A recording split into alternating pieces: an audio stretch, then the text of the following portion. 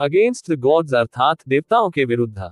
अध्याय 671 से 675। नमस्कार, आप कहानी में खो जाएं उससे पहले चैनल को सब्सक्राइब करें और नोटिफिकेशन ऑन करें। धन्यवाद।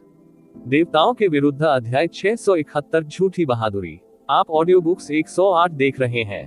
धोखेबाजों से सावधान रहें। अध्याय 671 झूठी वाहवाही।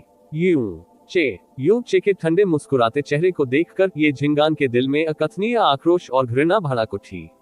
उस समय ये छोटा सा फ्राई था जो इतना भी महत्वपूर्ण नहीं था कि सन मून डिवाइन हॉल के यंग मास्टर के रूप में उसकी ऊंची स्थिति की तुलना में उसे एक कीड़ा के रूप में गिना जाए जिसने प्राइमर्डियल प्रोफाउंड आर्क में उसकी योजनाओं को पूरी तरह से बर्बाद कर दिया था।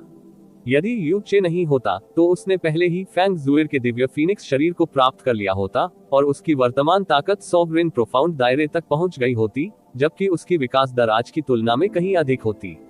सभी इस युन चे के कारण उसकी कई योजनाएं बर्बाद हो गई थी। इतने साल पहले जब यू चे प्राइमोर्डियल प्रोफाउंड आर्क में मर गया था, तब भी वह अपने दिल में मौजूद नफरत से छुटकारा पाने में असमर्थ था। और अब जब 3 साल बीत चुके थे तो उसे पता चला कि यू चे वास्तव में मरा नहीं था। यहाँ तक कि उसने अपने आदमियों को भी मार डाला था, एक बार फिर उसकी योजनाओं को विफल कर दिया था। और यहाँ तक कि उसकी गहन ताकत कई गुना बढ़ गई थी, इस हद तक कि वह उससे भी अधिक हो गई थी। जब उसे ये क्विंगशेन की मौत की छाप मिली तो उस पल में उसे जो गुस्सा, नाराजगी और हत्या का इरादा महसूस हुआ वह इतना भयंकर था कि ऐसा लगा जैसे उसकी छाती फट जाएगी। यदि उसे यह बताने वाला कोई ठोस तर्क न होता कि वह अब युन चे का मुकाबला नहीं कर सकता, तो वह एक पागल कुत्ते की तरह बाहर निकलता और यू चे को बेरहमी से मारने के लिए क्रूरतम तरीके का इस्तेमाल करता। उसने यू चे को घूर कर देखा, उसके चेहरे पर ठंडक और नफरत की जगह एक सड़ी हुई और बर्फीली मुस्कान ने ले ली। ये सोचना कि आप अभी भी जीवित हैं, इससे वास्तव में इस युवा गुरु को बहुत बड़ा आश्चर्य हुआ। इन सभी वर्षों में इस युवा मास्टर का सबसे बड़ा अफसोस ये था कि वह व्यक्तिगत रूप से आपको छोटे छोटे टुकड़ों में बांटने में सक्षम नहीं था। ये सोचना कि तुम वास्तव में अंडरवर्ल्ड के राजा से बच जाओगे और आज्ञाकारी रूप से अपने आप को मेरे हाथों में सौंप दोगे। जैसे ही वह बोल रहा था, ये झिंगान ने पृष्ठभूमि का सर्वेक्षण किया और उसकी नजर जमे हुए बादल की महिलाओं पर पड़ी। तुरंत उसकी आंखें तश्तरियों में फैल गईं और उसकी निगाहें अत्यधिक गर्म हो गईं क्योंकि उसके चेहरे पर भाव उदास और ठंडे से स्पष्ट दुष्टता में बदल गए। यू चे, ये युवा मास्टर अचानक आपके प्रति बेहद आभारी महसूस करता है। यदि आप नहीं होते तो इस युवा मास्टर को यह नहीं पता होता कि फ्रोजन क्लाउड एसगार्ड वास्तव में इतनी अद्भुत जगह है। किसने सोचा होगा कि एक छोटे से देश में जो राख की तरह बिखरने वाला है, वहां वास्तव में इतनी सारी अद्वितीय सुंदरियां होंगी जो इस युवा मास्टर द्वारा आनंद लेने की प्रतीक्षा कर रही होंगी। तस्क, ये झिंगान की जीभ उसके मुंह से बाहर निकली और उसने धीरे धीरे अपने होठों के कोने को चाटा और उसके गले से एक गहरी आवाज सुनी जा सकती थी। उसकी अत्यधिक बुरी और प्रचंड दृष्टि और आभा इतनी प्रबल हो गई थी कि उसका क्रोध और हत्या का इरादा भी पूरी तरह से उसमें समा गया था। ये निश्चित रूप से कुछ ऐसा नहीं था जिसे ये झिंगान दिखावा कर रहा था। उसने विधर्मी कलाएं विकसित की और अनगिनत महिलाओं के साथ उसका संबंध था, और यद्यपि उसकी सुंदरता के लिए एक अतृप्त भूख थी, उसके मानक बहुत ऊंचे थे। नियमित रूप से सुंदर महिलाएं उसकी नजर में भी नहीं आती। हालांकि फ्रोजन क्लाउड की सभी महिलाओं की त्वचा बर्फ जैसी थी, उनकी विशेषताएं ठंडे चंद्रमा जैसी थी और उनका स्वभाव आलीशान और बर्फ जैसा ठंडा था।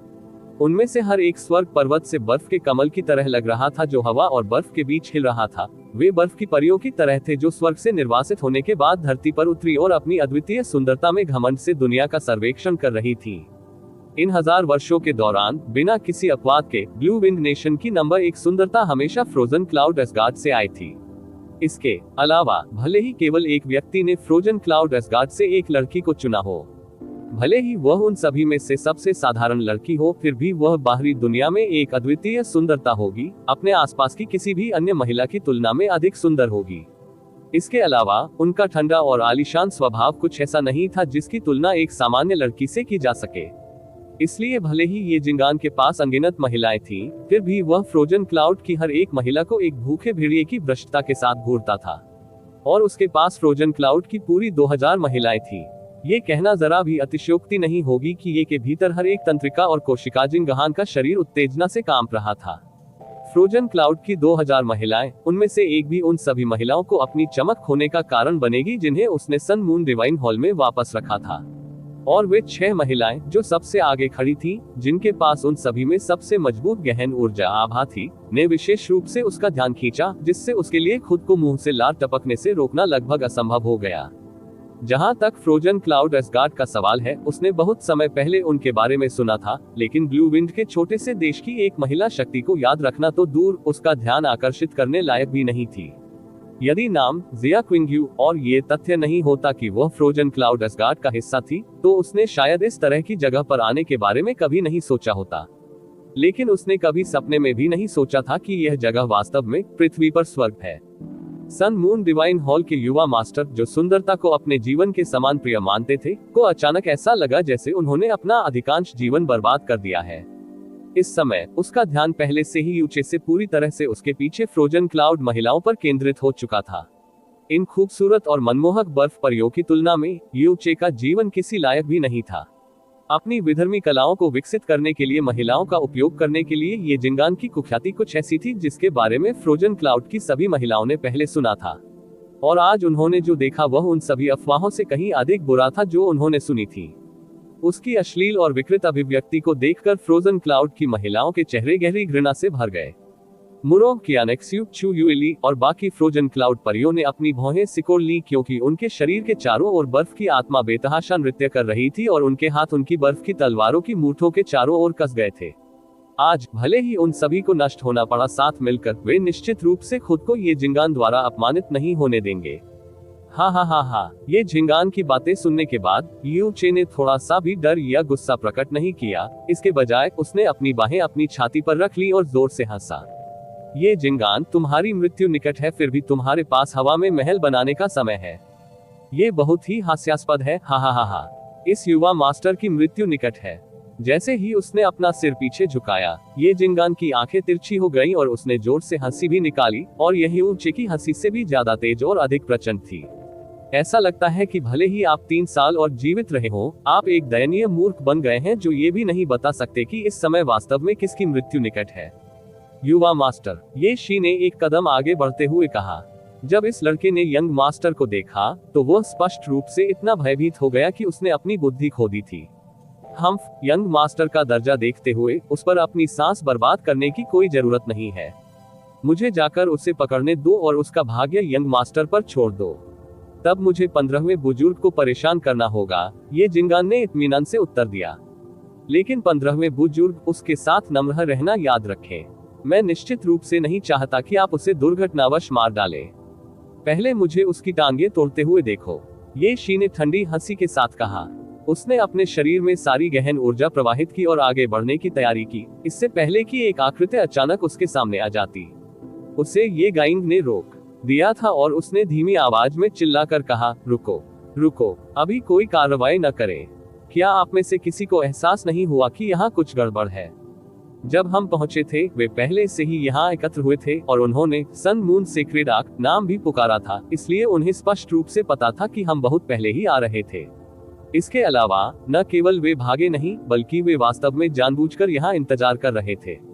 ये गइंग ने ठंडे स्वर में कहा, अगर उनके पास भरोसा करने के लिए कुछ नहीं होता या हमारे लिए कोई योजना नहीं होती, तो वे इस तरह से कार्य क्यों करते? विशेष रूप से यूचे। बस उसे देखो, वह थोड़ा भी चिंतित या भयभीत नहीं है, बल्कि ऐसा लग रहा है जैसे जीत पहले ही उसके हाथ में आ चुकी है, क्योंकि उसका शिकार चारा लेने वाला है। ये स्थिति निश्चित रूप से सामान्य से बाहर थी।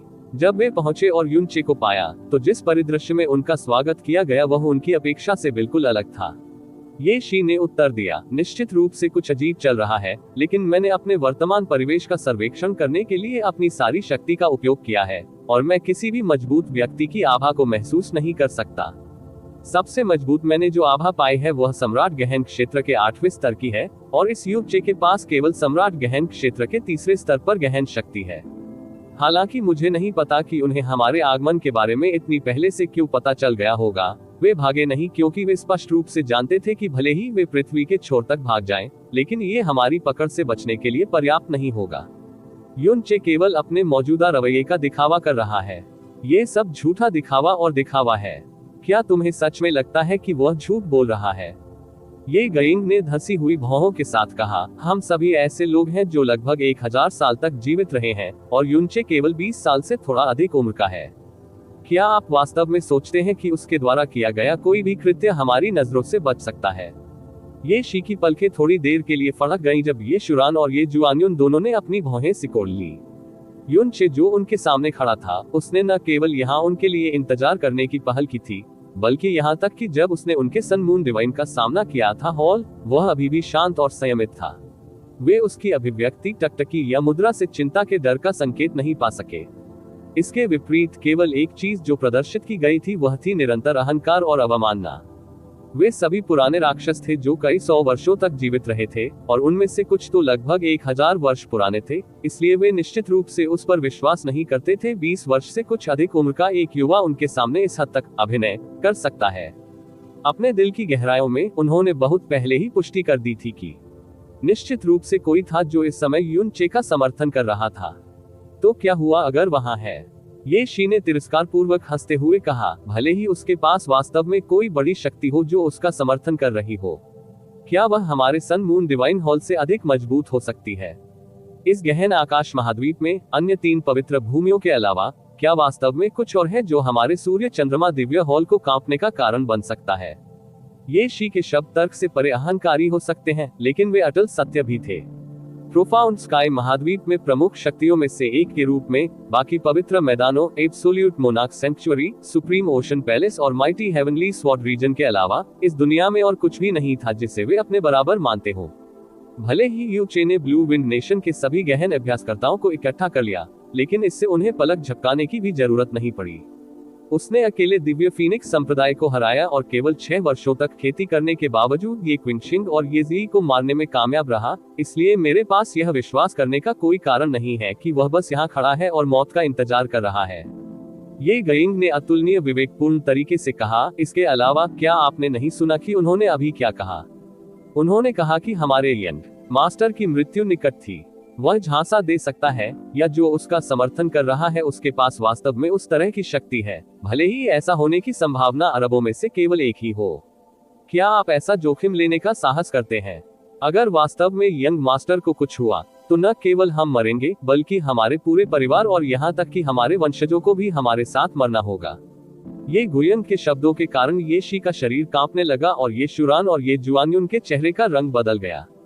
यू चे के बेहद आत्मविश्वासपूर्ण आचरण और दृष्टिकोण को देखते हुए सन मून डिवाइन हॉल के इन बुजुर्गों, पृथ्वी पर मंडरा रहे सभी शक्तिशाली राजाओं ने कोई भी जल्दबाजी या आवेगपूर्ण कदम उठाने की हिम्मत नहीं की। इसके बजाय उन्होंने आसपास के क्षेत्र में किसी छिपी हुई गहन ऊर्जा आभा की खोज करने का प्रयास करते हुए अपनी सारी आत्मा पर ध्यान केंद्रित किया। उनकी सस्ती जान, इसकी तुलना हमारे यंग मास्टर की सुरक्षा से कैसे की जा सकती है? ऐसा नहीं है कि मैं अत्यधिक सतर्क और विवेकपूर्ण हूं, लेकिन उसका वर्तमान रवैया निश्चित रूप से सामान्य नहीं है, इसलिए वह अवश्य ही किसी प्रकार की योजना छिपा रहा होगा। यहाँ यंग मास्टर के साथ हम निश्चित रूप से ऐसा जोखिम नहीं ले सकते। ये गयिंग ने शांति से कहा और उसकी आंखें थोड़ी सिकुड़ गईं। मुझे पहले इसकी तह तक जाने दो। और जब हमने उसकी सभी चालों और समर्थकों का पर्दाफाश कर दिया है और हमने पुष्टि कर ली है कि उससे कोई खतरा नहीं है, तो हम उसे मार सकते हैं। ओह, तुम अचानक चुप क्यों हो गए हो? क्या तुम इस बारे में चिल्ला नहीं रहे थे कि तुम मुझे कैसे पकड़ने जा रहे हो? क्या आप ये करने जा रहे हैं या क्या? युन चे ने लापरवाही से अपना हाथ बढ़ाया और अपनी उंगली से उन्हें आगे आने का इशारा किया। इस तिरस्कारपूर्ण कृत्य और दृष्टि से लोगों में भी क्रोध की आग भड़क उठेगी। गहन अभ्यासकर्ताओं में सबसे निम्न सन मून डिवाइन हॉल के बुजुर्गों के लिए तो और भी अधिक। यू चे की अभिव्यक्ति घृणित और तिरस्कारपूर्ण थी, लेकिन वास्तविकता ये थी कि उसकी पीठ बहुत पहले ही ठंडे पसीने से भीग चुकी थी। अभी जैस्मिन ने इन्हीं 4 लोगों के दम पर उन्हें सलाह दी थी। एक ऐसा था जो सॉवरेन प्रोफाउंड दायरे के 3रे स्तर पर था, 2 लोग सॉवरेन प्रोफाउंड दायरे के 5वें स्तर पर थे, और जो सबसे छोटा लग रहा था वह वास्तव में सॉवरेन प्रोफाउंड दायरे के 7वें स्तर पर था। उसने संपर्क किया संप्रभु गहन क्षेत्र के बाद के चरण, और वह एक राक्षसी अस्तित्व था जो यू परिवार के एक बड़े बुजुर्ग के बराबर जमीन पर खड़ा था। उन्होंने भविष्यवाणी की थी कि ये जिंगान निश्चित रूप से कुछ मजबूत व्यक्तियों को साथ लाएंगे जो सम्राट स्तर पर थे, लेकिन उनकी पार्टी की ताकत का समग्र स्तर उनकी अपेक्षा से कहीं अधिक था। यहाँ तक कि ये जिंगहान खुद भी तानाशाह प्रोफाउंड दायरे के 8वें स्तर तक पहुंच गया था, और वह 3 साल पहले की तुलना में कहीं अधिक मजबूत था। यदि ये शी वास्तव में उस पर वैसे ही झपटा होता जैसा वह चाहता था, तो उसकी एकमात्र पसंद प्राइमर्डियल प्रोफाउंड आर्क की सभी महिलाओं को भगा देना और घटनास्थल से भाग जाना होता। और उसने जो भी योजनाएं तैयार की थी वे विफल हो जाती। बेकार। लेकिन यह अच्छा था कि उसने सफलतापूर्वक दूसरे पक्ष को बेहद सतर्क कर दिया था, जिससे उसे बिना किसी दुर्घटना के पहली मुठभेड़ से निपटने में मदद मिली। ये गाइंग धीरे धीरे आगे बढ़े और उनके शरीर से एक ऐसी आभा निकली जो तीव्र नहीं थी, लेकिन समुद्र की तरह असीमित थी, और कुछ ही सांसों के अंतराल में इसने अत्यधिक बर्फ के पूरे बर्फीले क्षेत्र को अपनी चपेट में ले लिया था। इस आभा से उत्पन्न शक्ति और भय के कारण फ्रोजन क्लाउड की सभी महिलाएं भय से पीली पड़ गईं, क्योंकि यह वह शक्ति थी जो वे जितना जानते थे और यहाँ तक कि वे जो कल्पना कर सकती थी उससे कहीं अधिक थी। यू चे, ये गुयंग ने नर्म स्वर में कहा, भले ही आपकी प्रतिभा आम नहीं है, हमारे सन मून डिवाइन हॉल की नजर में यह उल्लेख करने लायक भी नहीं है। यदि हम तुम्हें मारना चाहते हैं तो ये केवल हाथ उठाने की बात है। बात बस इतनी है कि आगे बढ़ने से पहले मेरे पास कुछ प्रश्न हैं जो मैं आपसे पूछना चाहता हूं, और यदि आप ईमानदारी से उनका उत्तर देते हैं तो हम आपके पीछे की महिलाओं के जीवन को बख्शने पर विचार कर सकते हैं। ये गुयंग द्वारा कहे गए ये अंतिम शब्द पूरी तरह से हास्यास्पद थे, क्योंकि भले ही वे फ्रोजन क्लाउड की महिलाओं के साथ कुछ भी करना चाहते हो, ये जिंगान निश्चित रूप से उन्हें इसकी अनुमति नहीं देंगे। यू चे ने अपना सिर पीछे झुकाने से पहले उसे शांति से देखा और जोर से हंसने लगा। हा हा हा हा, मुझे मार डालो, बस एक लेवल 3 मोनाक, 2 लेवल 5 मोनाक और 1 लेवल 7 मोनाक, और तुम मुझे मारना चाहते हो। हा हा हा हा, यह अब तक का सबसे बेहतरीन चुटकुला है जो मैंने सुना है। क्या ऐसा हो सकता है कि आपका पूरा सन मून डिवाइन हॉल अभिमानी बेवकूफों से बना हो? यू चे के शब्दों के कारण 4 महान बुजुर्गों और ये झिंगान के चेहरे के भाव बहुत बदल गए, और यह उसके अहंकारी और चिड़चिड़े अपमान के कारण नहीं था, बल्कि ऐसा इसलिए था क्योंकि उसने वास्तव में ये शूरन की सटीक गहन ताकत को सही ढंग से बताया था। ये शिक, ये जुआन्युन और ये गाइंग, उसकी बातों में एक भी गलती नहीं थी। देवताओं के विरुद्ध अध्याय 672, एक शक्ति जो स्वर्ग को ढक लेती है। आप ऑडियो बुक्स 108 देख रहे हैं। धोखेबाजों से सावधान रहें। अध्याय 672, एक शक्ति जो स्वर्ग को ढक लेती है। किसी गहन अभ्यासी की गहन शक्ति के स्तर का सही ढंग से पता लगाने में सक्षम होने के लिए एक के पास दूसरे की तुलना में अधिक गहन शक्ति होनी चाहिए। फिर भी युन चे इन 4 सम्राटों की गहन ताकत को सटीक रूप से चिल्लाने में सक्षम था, जिसमें ये गुयंग भी शामिल था जो बाद के चरण का सम्राट था। युन चे के पास केवल वही गहन शक्ति आभा थी जो सम्राट गहन क्षेत्र में थी, इसलिए वह निश्चित रूप से ऐसा करने में सक्षम नहीं होगा। एकमात्र संभावित व्याख्या ये थी कि यहाँ कोई था जिसकी गहन साधना अत्यंत प्रबल थी, और वह इतना शक्तिशाली भी हो सकता था कि ये गुयंग की शक्ति को पार कर सके। पहले ये केवल एक हल्का संदेह था, लेकिन युन चे ने जो कहा उसके बाद इस गलतफहमी की संभावना अचानक कई गुना बढ़ गई। यह उस बिंदु पर पहुंच गई जहां वे व्यवहारिक रूप से पुष्टि कर सकते थे कि वास्तव में एक बड़ी शक्ति थी जो युन चे का समर्थन कर रही थी, और इस शक्ति की ताकत उनकी पिछली अपेक्षाओं से कहीं अधिक थी, क्योंकि दूसरा व्यक्ति उनकी गहन शक्ति का सटीक पता लगाने में सक्षम था, जबकि वे किसी की उपस्थिति का पता भी नहीं लगा सकते थे। उस व्यक्ति अपनी गहन शक्ति को उनसे इतनी अच्छी तरह छुपाने में सक्षम होने के लिए उस व्यक्ति के पास एक गहन शक्ति होनी चाहिए जो उनसे अधिक हो, और यह बहुत संभव है कि उसकी शक्ति उनसे कहीं अधिक हो। क्या ये वास्तव में कोई ऐसा व्यक्ति हो सकता है जो संप्रभु गहन क्षेत्र के अंतिम चरण में था? ये संभव नहीं था। 4 पवित्र मैदानों के अलावा किसी अन्य उच्च स्तरीय सम्राटों का इस दुनिया में कहीं और अस्तित्व में होना संभव नहीं होना चाहिए। इस समय उन्होंने यू चे के चेहरे को देखा जो शांत और भय से रहित था, और उसके चेहरे पर एक उत्तेजक ठंडी मुस्कान भी थी। वे तुरंत इस धारणा से विमुख हो गए कि यह सब सिर्फ झूठा दिखावा और शेखी बघारना था। ये गाइंग ने तुरंत अपने चेहरे पर चमकती चिंता को दबा लिया और जवाब देते हुए एक हास्यहीन हंसी दी। आइए पहले हम इस बारे में बात न करें कि हम आज आपको मार देंगे या नहीं, और इसके बजाय अन्य मामलों पर आगे बढ़ें। आपकी प्रतिक्रिया देख रहा हूं, ऐसा लगता है जैसे आपको हमारी आने वाली यात्रा के बारे में काफी समय से पहले से ही पता था। हाँ, युन चे ने अत्यंत तिरस्कारपूर्ण और ठंडी हंसी दी, क्योंकि उसकी आंखों में तिरस्कार झलक रहा था, और उसने सन मून डिवाइन हॉल के शक्तिशाली 9वें बुजुर्ग की ओर देखा जैसे कि वह किसी प्रकार का मूर्ख हो। ये सोचना कि शब्द इतने मूर्खतापूर्ण हैं कि यह किसी की बुद्धि का अपमान करते हैं, वास्तव में सन मून डिवाइन हॉल के एक बुजुर्ग के मुंह से निकले होंगे। जब मैंने ये जी को मार डाला तो मैं ये जी की मृत्यु की छाप का उपयोग उसकी मृत्यु के पूरे तरीके को आपके युवा गुरु ये जिंगान तक पहुंचाने के लिए कर रहा था। मेरा मकसद ये जिंगान को तुरंत अपने लोगों के साथ यहाँ आकर मुझे मारने की कोशिश करना था। क्या आपको वास्तव में इस बात पर संदेह है कि मुझे आपके आगमन के बारे में कैसे पता चला? हाँ, ये सन मून डिवाइन हॉल के एक बुजुर्ग की बुद्धि का स्तर है। ये वास्तव में बहुत हास्यास्पद है। यू चे के शब्दों के कारण ये गुयंग की आंखें गुस्से से कांपने लगी, लेकिन उनकी अभिव्यक्ति नहीं बदली। क्रोध में उड़ने के बजाय उसने केवल एक धीमी हंसी दी और कहा, तुम्हारा मतलब है कि जब तुमने ये जियाई को मार डाला तो तुम्हें उसके शरीर पर मौत की छाप के बारे में पहले से ही पता था, इसलिए तुमने जानबूझकर हमारे युवा मास्टर को बताने के लिए इस मौत की छाप का इस्तेमाल किया कि तुमने ही उसे मारा था। और क्या? यू चे के मुंह का कोना ऊपर की ओर मुड़ गया और उसने मजाक में उत्तर दिया, क्या आप में से किसी ने वास्तव में ये सोचना बंद नहीं किया कि भले ही ये जियाई और ये किनशिंग दोनों की मृत्यु हो गई, आपको ये किनशिंग की मृत्यु की छाप क्यों नहीं मिली? सन मून डिवाइन हॉल के सभी सदस्यों के भाव एक साथ बदल गए। इससे पहले जब वे सन मून सीक्रेट आर्क पर थे, ये गुयंग ने गंभीरता से अपना संदेह व्यक्त किया था कि यह संभव है कि दूसरे पक्ष ने ये जियाई की मृत्यु को संरक्षित किया हो, उन्हें यहाँ आने के लिए लुभाने के लिए आत्मा की छाप। क्योंकि यदि दूसरा पक्ष ये क्विनशिंग की मौत की छाप को मिटा सकता है, तो यह असंभव था कि उसे ये जियाई के शरीर पर मौत की छाप के अस्तित्व का पता नहीं चलता। लेकिन वे खुद को इस पर विश्वास करने के लिए नहीं लग सके और उन्होंने इस निष्कर्ष पर पहुंचकर इसे स्पष्ट कर दिया कि ये क्विनशिंग की मौत की छाप अपने आप ही मिट गई थी, क्योंकि कोई भी ऐसा नहीं था जिसके पास सन के सदस्यों को भड़काने और फंसाने की हिम्मत थी। मून डिवाइन हॉल, जब तक उक्त व्यक्ति की मृत्यु की इच्छा न हो। हालांकि वे सटीक शब्द यू चे के मुंह से इसी क्षण निकले थे, जिससे वे सभी अनजाने में चिंतित हो गए, क्योंकि उनके दिलों में बेचैनी की भावना पैदा हो गई थी जो नहीं होनी चाहिए थी। लेकिन ये जुआनयुन ने एक कदम आगे बढ़ाया और इसके बजाय अवमानना की हंसी दी, और अगर आपने ऐसा किया तो क्या होगा? यू चे, तुम तो हमारी नजरों में कुएं के एक दयनीय मेढक हो, तो तुम्हें क्या पता कि आसमान कितना ऊंचा है या धरती कितनी गहरी है? क्या आप सचमुच मानते हैं कि अपने पीछे उस शिक्षक पर भरोसा करके आप हमारे सन मून डिवाइन हॉल को चुनौती दे सकते हैं? हा हा हा हा, ये जुनवान बेतहाशा हंसे, ये बहुत अविश्वसनीय रूप से अनुभवहीन है। हमारे सन मून डिवाइन हॉल की ताकत कुछ ऐसी है जिसकी आप कभी कल्पना भी नहीं कर सकते हैं, और कुछ ऐसा है जिसे जानने के लिए आप योग्य भी नहीं है। आपका आत्मविश्वास और बैकअप जिसे आप अचूक मानते हैं, हमारे सन मून डिवाइन हॉल की नजर में ये केवल एक बहुत बड़ा मजाक है। ओह, युन चे की भौहें थोड़ी झुक गईं जब उसने उत्तर दिया, क्या आप वास्तव में जानते हैं कि मेरा स्वामी कौन है?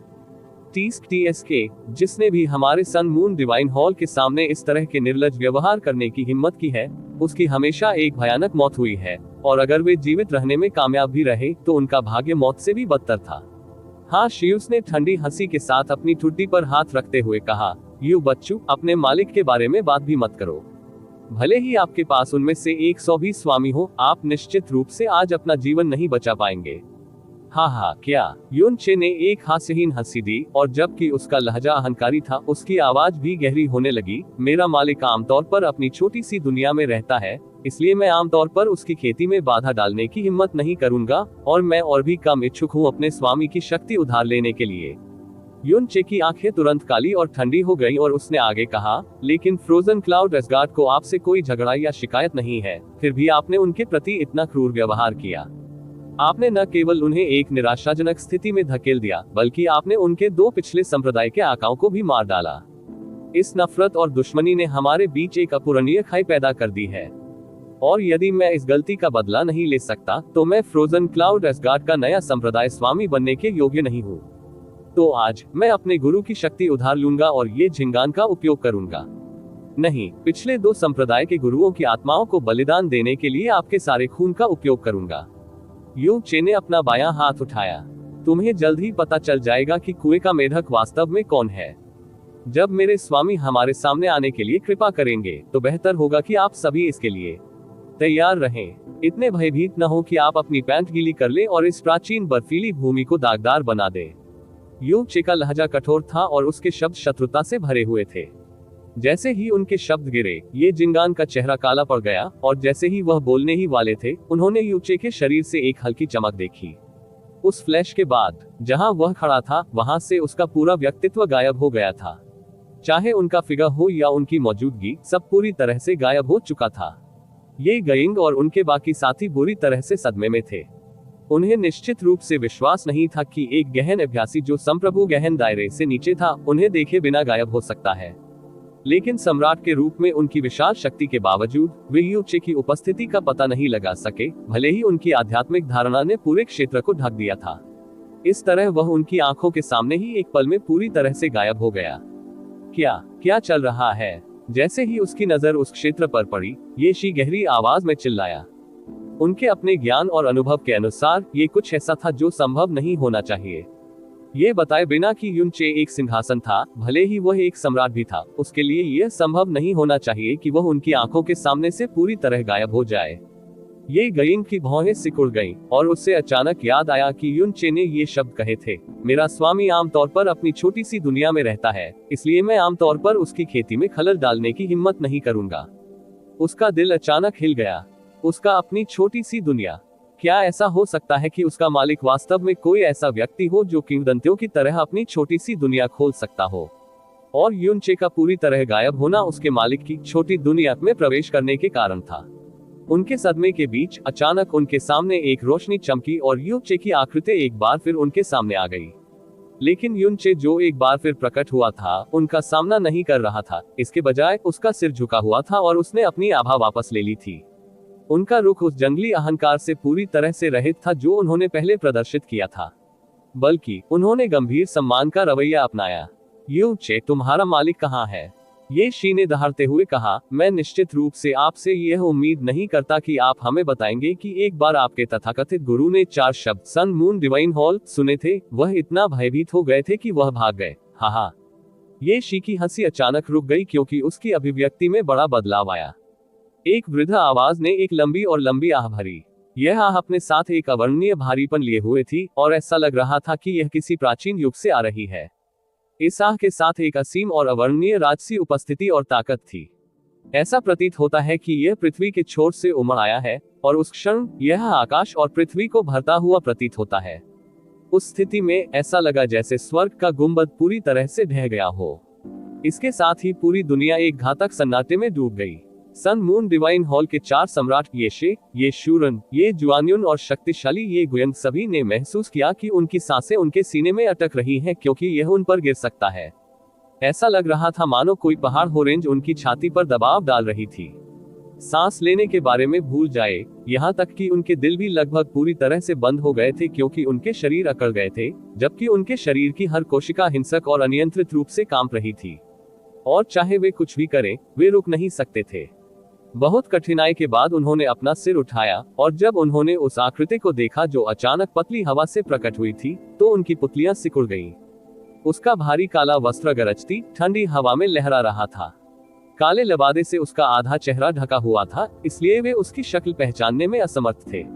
इस अतुलनीय भयानक दबाव के तहत भले ही वे कितने भी शक्तिशाली हों, फिर भी उन्होंने उस आदमी से नजरें मिलाने की हिम्मत नहीं की। उनके शरीर पर काले वस्त्र का भार भी पर्वत के समान प्रतीत हो रहा था। इस दुनिया में जिस चीज को नकली बनाना सबसे कठिन था, वह थी किसी की आभा। और इस काले वस्त्रधारी व्यक्ति की आभा इतनी प्रबल थी कि यह कुछ ऐसा था जिसका वे वर्णन नहीं कर सकते थे और इसकी कल्पना भी नहीं कर सकते थे। वे सम्राट थे जो दुनिया के शिखर पर खड़े थे, इसलिए इस दुनिया में ऐसी कोई आभा मौजूद नहीं होनी चाहिए जो उन्हें कांपने का कारण बने। इसके अलावा इस आभा के तहत उन्हें लगा कि वे पहले रेत के कण जितने छोटे थे नीला समुद्र। वे बड़ी मुश्किल से खुद को इस बात पर विश्वास कर पाए कि यह एक आभा है जो किसी अन्य इंसान की है, लेकिन किंवदंतियों के एक आदिम देवता की शक्ति थी जिसने स्वर्ग को कवर किया था। इससे भी अधिक डरावनी बात यह थी कि हालांकि यह आभा राजसी और असीमित थी, लेकिन यह उग्र या हिंसक नहीं थी। इसके बजाय यह पूरी तरह से शांत था।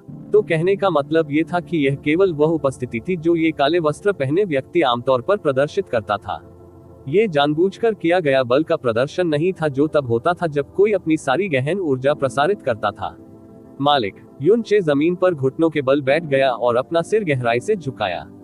युनचे, जो सन मून डिवाइन हॉल के सामने अनुचित रूप से अहंकारी था, अब ऐसी आवाज में बोला जो गहरी श्रद्धा से भरी थी, और उस आवाज में आशंका का एक संकेत भी था। ये जिंगान की अभिव्यक्ति अविश्वसनीय रूप से बदसूरत हो गई थी, और 4 बुजुर्गों में से कोई भी इस स्थिति में हंस नहीं सका। उन सभी ने एक दूसरे की ओर देखा और देखा कि बाकी सभी की आंखें एक गहरे सदमे और बेचैनी से भरी हुई थी। एक ऐसी आभा जो उन जैसे राजाओं को भय से कांपने पर मजबूर कर सकती थी। केवल उसी के आधार पर वे बता सकते थे कि इस व्यक्ति की ताकत निश्चित रूप से उनके अपने सन मून डिवाइन हॉल के स्वर्गीय सम्राट से अधिक थी। ये था युनचे का रहस्यमय गुरु। इस धरती पर ऐसा भयानक अस्तित्व कैसे हो सकता है जो भगवान या शैतान के समान हो? देवताओं के विरुद्ध अध्याय 673 उजागर। आप ऑडियो बुक्स 108 देख रहे हैं। धोखेबाजों से सावधान रहें। अध्याय 673 उजागर। ये है असगार्ड मास्टर के शिक्षक। फ्रोजन क्लाउड की महिलाओं ने हवा में काले कपड़े पहने आदमी को घूरते हुए अचंभित होकर कहा। सर्वशक्तिमान शक्ति ऐसी थी जिसे सन मून डिवाइन हॉल के बुजुर्ग भी सहन नहीं कर सके, जिससे उन पर इसका प्रभाव और अधिक स्पष्ट हो गया। ये तथ्य कि यूचे के पास एक रहस्यमय गुरु था, फ्रोजन क्लाउड असगार्ड में हर कोई जानता था। क्योंकि 3 साल पहले जब उन्होंने फ्रोजन क्लाउड असगार्ड में प्रवेश किया, तो उन्होंने ग्रैंड असगार्ड मालकिन फैंग कियानहुई को स्पष्ट कर दिया था कि उनके पास पहले से ही एक गुरु है, इसलिए वह केवल संप्रदाय में प्रवेश कर सकेंगे, लेकिन वह किसी के शिष्य नहीं बनेंगे। इसके अलावा जिस भयानक दर से उसकी गहन शक्ति बढ़ी और उसका अविश्वसनीय रूप से स्वर्ग विरोधी चिकित्सा कौशल भी स्वाभाविक रूप से उसके गुरु से ही आया था।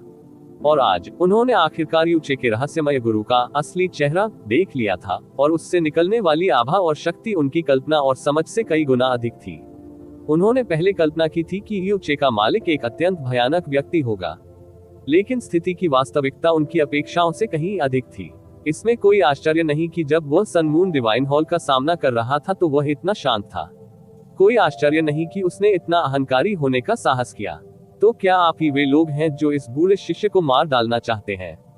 काले लबादे वाले बूढ़े व्यक्ति ने अपना मुंह खोला, और भले ही उसकी आवाज नर्म थी और उसका स्वर भी था, उसके हर एक शब्द का वजन सन मून डिवाइन हॉल की पार्टी के कानों पर विशाल और भारी पत्थरों की तरह पड़ा। ये गाइंग ने चुपचाप एक सांस ली और अपने दिल में अलार्म और डर को दबा दिया। उसने शांति से अपने हाथ जोड़े और अंदर चला गया, एक ऐसा तरीका जो न तो आज्ञाकारी था और न ही दबंग। तो यह वह प्रतिष्ठित व्यक्ति है जो यूचे का गुरु है। हम सन मून डिवाइन हॉल के सदस्य हैं।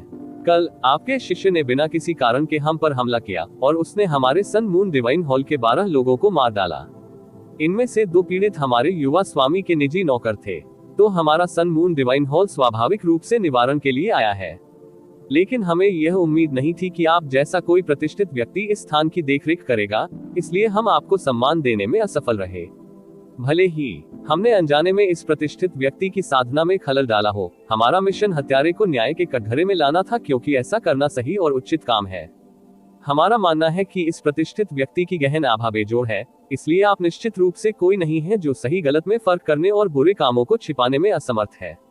ये गाइंग का चेहरा धार्मिकता से भरा हुआ था, और उनकी शांत आवाज धार्मिक क्रोध से भरी हुई थी, क्योंकि उन्होंने एक ऐसे परिदृश्य को चित्रित करने की कोशिश की थी जहां यूचे जघन्य पापी था और सन मून डिवाइन हॉल केवल वह पार्टी थी जो न्याय मांग रही थी।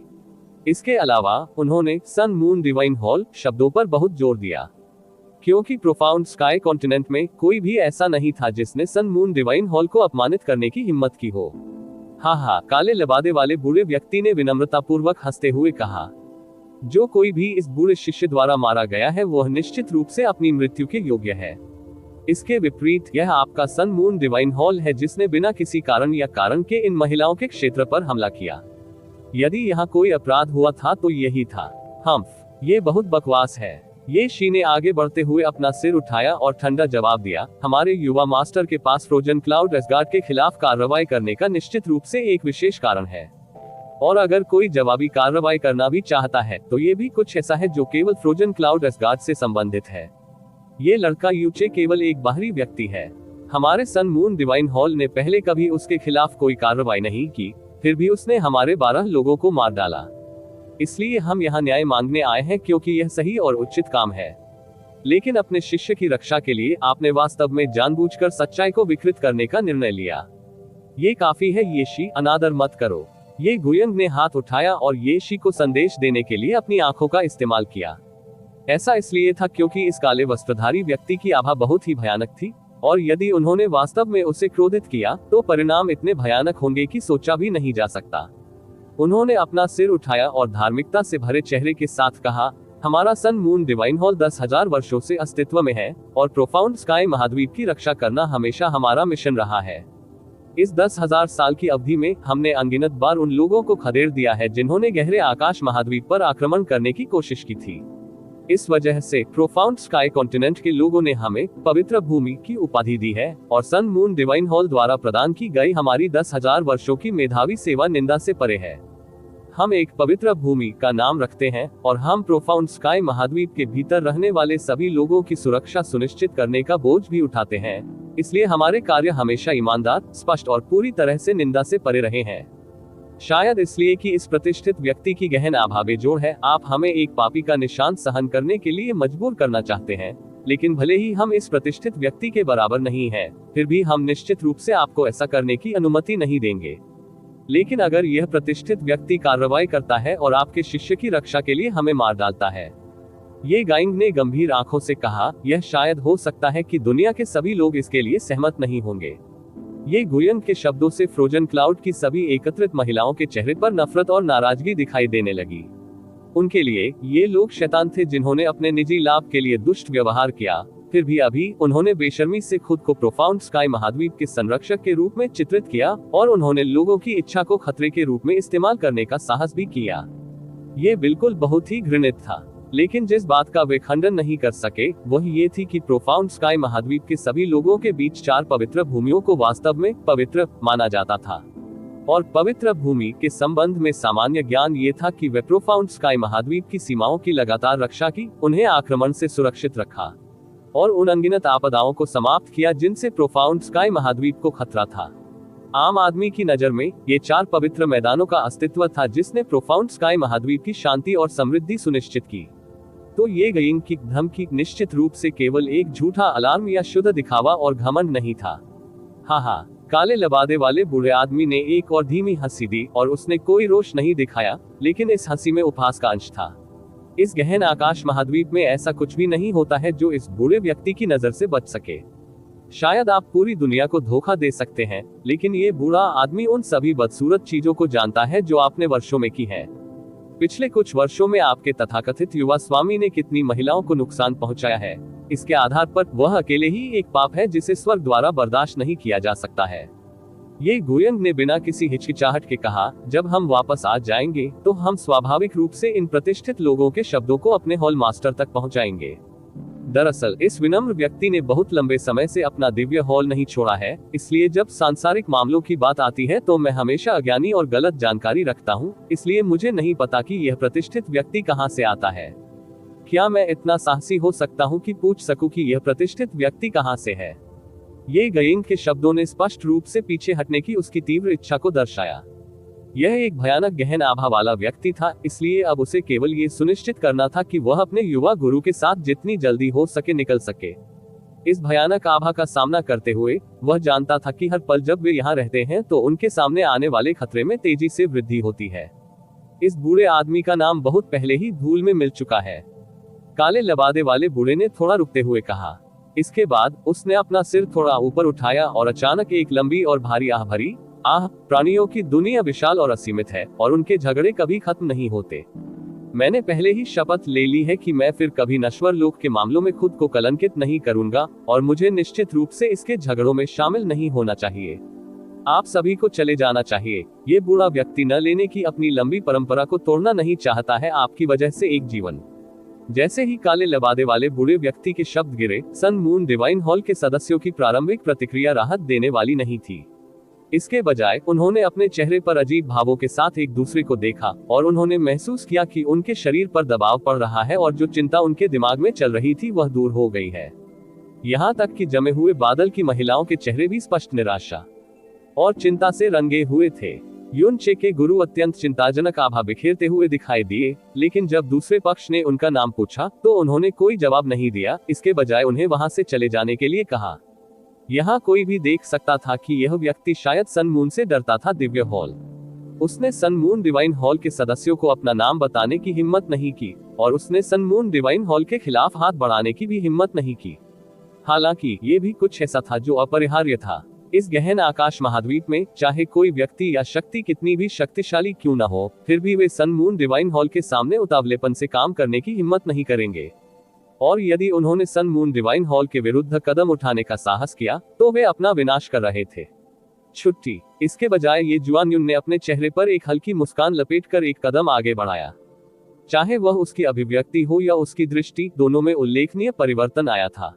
भले ही उनके सामने रहस्यमयी काले कपड़े पहने बूढ़े व्यक्ति की आभा चौंकाने वाली थी, वह तेजी से दिखने लगी थी। जो आभा निकल रही थी उसका व्यक्तित्व नकली था। ये लगभग वैसा ही था जैसे कि यह किसी प्रकार की विशेष गहन कलाकृति द्वारा जारी किया जा रहा हो। चूंकि यह आभा अत्यधिक अविश्वसनीय थी, यह इस हद तक मजबूत थी कि यह बहुत अधिक असामान्य और अनुचित थी। यदि वास्तव में इस संसार में ऐसी आभा वाला कोई व्यक्ति होता, तो सन मून डिवाइन हॉल को उसके बारे में क्यों नहीं पता होता? साथ ही यदि वह वास्तव में उतना ही मजबूत था जितना वो प्रतीत होता था, तो उसमें अपना नाम प्रस्तुत करने का साहस क्यों नहीं था? इसके अलावा, इससे पहले कि वे बात करना शुरू करते, वह तुरंत उन्हें भगाने की कोशिश कर रहा था। हम यहाँ सिर्फ अपने युवा स्वामी के मृत सेवकों के लिए न्याय मांगने आए हैं। अगर हम सिर्फ इसलिए चले जाएं इस विशिष्ट व्यक्ति के कुछ शब्दों में, तो हम दिव्य हॉल से उन 2 मृत सेवकों और हमारे भाइयों का सामना कैसे कर पाएंगे? ये शूरन ने अपनी आंखें सिकोड़ ली और बोला, ये सही है, हमने इस स्थान पर आने के लिए हजारों किलोमीटर की यात्रा करने के लिए सनमून सेक्रेड आर्क का उपयोग करने में भी संकोच नहीं किया। ये बस एक भाग्यशाली संयोग था कि हमें यूनचे मिला। तो अगर हम उसे ऐसे ही जाने दें, तो क्या हम बहुत सारा सम्मान नहीं खो देंगे? इसके अलावा, अगर यह बात विदेशों में फैल गई, तो हमारे सन मून डिवाइन हॉल का पूरे देश में उपहास उड़ाया जाएगा। काले लबादे वाला बूढ़ा आदमी 1 इंच भी नहीं हिला, और उसकी आवाज अभी भी रुके हुए पानी की तरह शांत थी। तो आप क्या करने का इरादा कर रहे हैं? क्या आप निश्चित रूप से इस बूढ़े को एक बार फिर से मारने के लिए मजबूर करेंगे?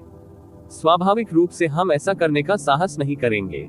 यहाँ हम में से हर कोई अपने जीवन को महत्व देता है, ये गुयंग ने धीरे से कहा, क्योंकि उसकी आंखें एक पल पहले की तुलना में कहीं अधिक आरामदायक थी। इस विशिष्ट व्यक्ति की गहन आभा इतनी मजबूत है कि यह मेरे जीवन में पहली बार है जब मैंने ऐसा कुछ देखा है, और मुझे सच में विश्वास है कि आप हम में से किसी को भी आसानी से मार सकते हैं। लेकिन आखिरकार हम अभी भी इस महाद्वीप की एक पवित्र भूमि है। हम सभी सन मून डिवाइन हॉल के सदस्य हैं। इस बार हमारे युवा गुरु 4 बुजुर्गों के साथ व्यक्तिगत रूप से आगे बढ़े हैं। यदि हम इस विशिष्ट व्यक्ति के शब्दों के कारण ही पीछे हट जाते, तो हमारे सन मून डिवाइन हॉल की क्या गरिमा बची रहती? इस दिव्य हॉल के सदस्य के रूप में हम इस तरह से कैसे कार्य कर सकते हैं जो हमारे संप्रदाय की गरिमा को नष्ट कर देगा? हालांकि हम ये भी स्वीकार करते हैं कि हम इस प्रतिष्ठित व्यक्ति के प्रतिद्वंद्वी नहीं हैं, इसलिए यूचे को मारने का मिशन संभवतः विफलता में समाप्त होगा। फिर भी हम ऐसे ही नहीं जा सकते। ये गुयन की आंखों की गहराइयां गहरी चालाकी से चमक उठी और उन्होंने आगे कहा, लेकिन ये प्रस्ताव आपको कैसा लग रहा है?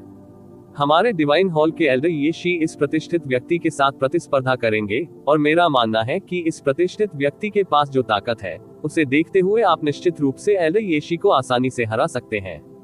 चूंकि यही मामला है, हमें पता चल जाएगा कि हमारी ताकत कमजोर है और हम हारकर पीछे हट जाएंगे। लेकिन हम केवल इस विशिष्ट व्यक्ति के शब्दों के कारण नहीं जाएंगे, और इससे हमें अपनी गरिमा के साथ अपने दिव्य हॉल में लौटने की अनुमति मिलेगी। इस तरह किसी को चोट नहीं पहुंचेगी और हमारे रिश्ते पर भी असर नहीं पड़ेगा। इससे भी अच्छी बात यह है कि हम इस प्रतिष्ठित व्यक्ति की हत्या न करने की प्रतिज्ञा को तोड़ने नहीं देंगे। इसलिए मेरा मानना है कि यह प्रतिष्ठित व्यक्ति निश्चित रूप से ऐसी उत्तम योजना को अस्वीकार नहीं करेगा। ये गुयन के धीमे भाषण के बाद ये जिंगहान, ये शुरान, ये जुआन्यून और ये शी सभी मन ही मन खिलखिलाकर हंस पड़े। ये वास्तव में सावधान और सावधानी पूर्वक 9वां बुजुर्ग था। उसने कैसी अद्भुत योजना बनाई थी, क्योंकि इस काले लबादे वाले बूढ़े को कार्रवाई करने के लिए मजबूर करने से 2 में से एक निष्कर्ष निकलेगा। यदि उसके पास वास्तव में एक चौंकाने वाली शक्ति थी और वह येशी को हराने में सक्षम था, तो उसने सन मून डिवाइन हॉल के प्रति जो संयम दिखाया था और दूसरे की हत्या न करने की अपनी प्रतिज्ञा को तोड़ने की उसकी अनिच्छा येशी को इस मुठभेड़ से बचने की अनुमति देगी और उन्हें पीछे हटने की अनुमति देगी, एक भी सदस्य खोए बिना। और यदि उसकी ताकत बिल्कुल हीन थी और यह विचित्र रूप से मजबूत आभा केवल कुछ विशेष तरीकों से कृत्रिम रूप से निर्मित की गई थी, तो वे उपस्थित सभी लोगों के साथ जो चाहे कर सकते थे। बेशक अगर उसने इस अनुरोध को अस्वीकार कर दिया, तो ये पूरी तरह से पुष्टि करेगा कि वह पूरी तरह से गर्म हवा था। तो काले लबादे वाले बूढ़े आदमी के उत्तर की प्रतीक्षा किए बिना येशी एक पल में उसके सामने आ गया था। जैसे ही वह बूढ़े व्यक्ति के करीब आया, उस अद्वितीय और भयानक आभा के कारण उसके शरीर की सभी नसें अनियंत्रित रूप से ऐंठने लगी, लेकिन उसने तुरंत अपनी पूरी ताकत से उन ऐंठन को दबा दिया। उन्होंने एक ऐसी मुस्कान दी जो उनकी आंखों तक नहीं पहुंची और उन्होंने कहा, यह विनम्र व्यक्ति सन मून डिवाइन हॉल के 15वें बुजुर्ग येशी हैं, और मैं विशेष रूप से इस प्रतिष्ठित व्यक्ति की बेजोड़ गहन शक्ति का अनुभव करने के लिए आया हूँ। इस प्रतिष्ठित व्यक्ति को केवल मुझे हराना है और हम तुरंत इस जगह को छोड़ देंगे और फिर कभी इस प्रतिष्ठित व्यक्ति के सामने नहीं आएंगे। मुझे आशा है कि यह प्रतिष्ठित व्यक्ति मेरे विनम्र स्वभाव पर दया दिखाएगा। हा हा हा। काले लबादे वाले बूढ़े आदमी ने फीकी और भावनाहीन हंसी देते हुए कहा, चूंकि ये आपके हैं निरादे, तो मैं उन्हें स्वीकार करूंगा। देवताओं के विरुद्ध अध्याय 674 पूर्ण प्रतिरोध। आप ऑडियो बुक्स 108 देख रहे हैं। धोखेबाजों से सावधान रहें। अध्याय 674 पूर्ण निवारण। हालांकि हमें झिझकने की जरूरत नहीं है, काले कपड़े पहने बूढ़े व्यक्ति ने अपना बायां हाथ उठाते हुए कहा और उस चमकदार काली आस्तीन के बीच से एक पीला और पतला सफेद हाथ दिखाई दिया। हाथ धीरे धीरे खुला और आग की लपटों का एक समूह जो केवल एक मुट्ठी के आकार का था, चुपचाप प्रकट हुआ और जलते हुए चुपचाप वहीं मंडराने लगा। यह नीली लपटों का एक समूह था और गहरी लपटों के बीच नीली गहरी आग गहरी लपटों के निम्नतम ग्रेड में से एक थी। ये भी एक गहरी ज्वाला थी जो सत्ता के निचले पायदानों से संबंधित थी। पृथ्वी के गहरे दायरे के ऊपर सभी गहरी लपटें कम से कम बैंगनी होनी चाहिए।